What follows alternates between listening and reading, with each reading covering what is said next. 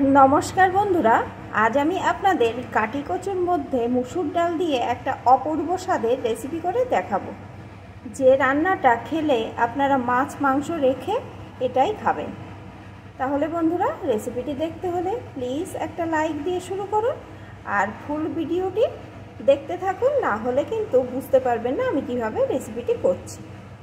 রান্নার জন্য এখানে আমি কাঠি কচুগুলো আগে থাকতেই একটু ভাপ দিয়ে খোসা ছাড়িয়ে নিয়েছি আর নিয়েছি কিছুটা পরিমাণে মুসুর ডাল।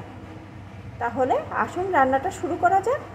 আর আমি কিন্তু এই মুসুর ডালগুলো একটু ধুয়ে জল ঝরিয়ে নিয়ে নেব।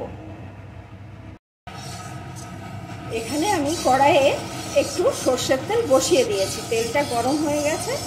এখন এইভাবে একটু চারপাশে নাড়িয়ে নিচ্ছি। চারপাশে নাড়িয়ে নিলাম। এখন কাটি কচুগুলো এর ভিতরে দিয়ে দেব।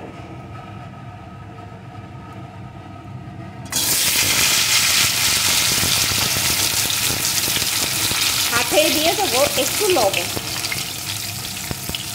এখন কাটি কচুগুলো ভালো করে সুন্দর করে ভেজে নেব।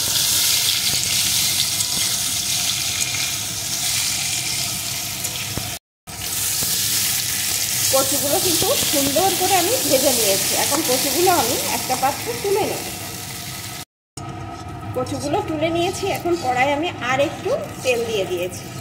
আমি কিন্তু সম্পূর্ণ রান্নাটা সর্ষের তেলেই করছি, আপনারা চাইলে সাদা তেলেও করতে পারেন, কোনো রকম অসুবিধা নেই। এখন এই তেলটা গরম হয়ে যাওয়ার পর এর ভিতরে দিয়ে দেবো একটা শুকনো লঙ্কা, একটু গোটা জিরে। ফোড়নগুলো লাল লাল করে ভেজে নেব।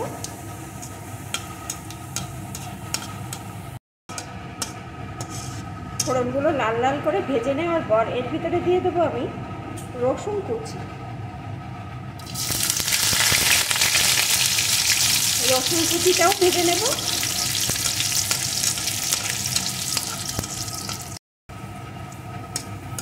একটু ভেজে এর ভিতরে দিয়ে দেবো আমি পেঁয়াজ কুচি।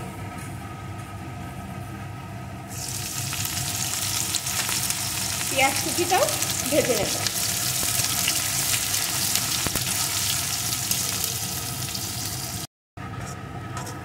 পেঁয়াজ কুচিটাও একটু ভেজে নিয়েছি। এখন এর ভিতরে দিয়ে দেবো আমি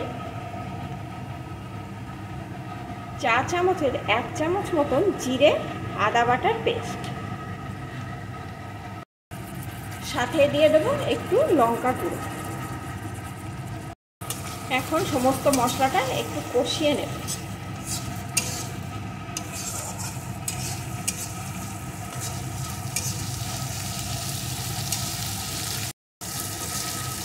মশলাটা সুন্দর করে কষিয়ে নিয়েছি। এখন ধুয়ে রাখা মুসুর ডালটা এর ভিতরে দিয়ে দেব।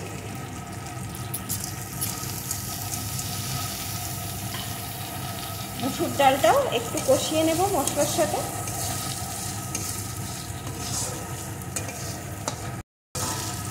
মশলার সাথে মুসুর ডালটাও আমি কষিয়ে নিয়েছি। এখন ভেজে রাখা কাটি কচুগুলো এর ভিতরে দিয়ে দেব।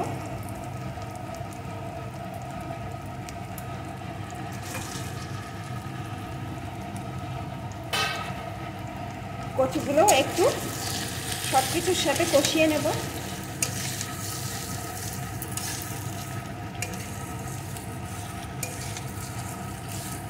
সব কিছুর সাথে ভালো করে মিশিয়ে নিলাম। এখন এর ভিতরে দিয়ে দেবো আমি পরিমাণ মতো হলুদ গুঁড়ো। আমি কিন্তু আগে কোনো রকম হলুদ লবণ ব্যবহার করিনি। দিয়ে দেবো স্বাদ অনুযায়ী লবণ। আবারও একটু মিশিয়ে নেব। কাটি কচু ভাজার সময় সামান্য একটু লবণ দেওয়া ছিল। আর ঝাল লবণের স্বাদ সকলের সমান হয় না, আপনারা আপনাদের স্বাদ অনুযায়ী এখানে দিয়ে নেবেন। মিশিয়ে নিলাম। এখন এর ভিতরে আমি দিয়ে দেবো পরিমাণ মতো জল। এখানে কিন্তু আমি উষ্ণ গরম জল দিয়ে দিচ্ছি।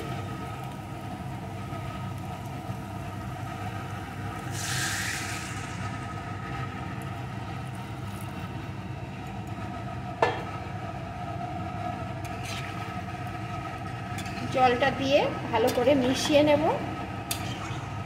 ভালো করে মিশিয়ে নিয়ে এখন এর উপর দিয়ে দেব কয়েকটা চেরা কাঁচা লঙ্কা।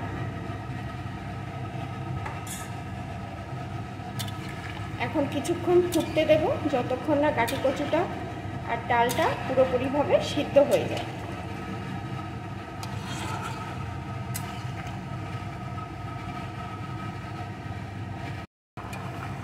বেশ কিছুক্ষণ আমি ফুটিয়ে নিয়েছি। এখানে কিন্তু কাঠি কচু ডাল সব ভালো রকম সিদ্ধ হয়ে গেছে।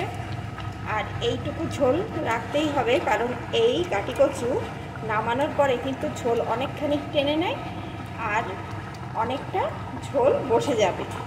তার জন্যে আমি এইটুকু ঝোল রাখবো। এখন এর উপর দিয়ে দেবো একটু গরম মশলার গুঁড়ো, মিশিয়ে নেব।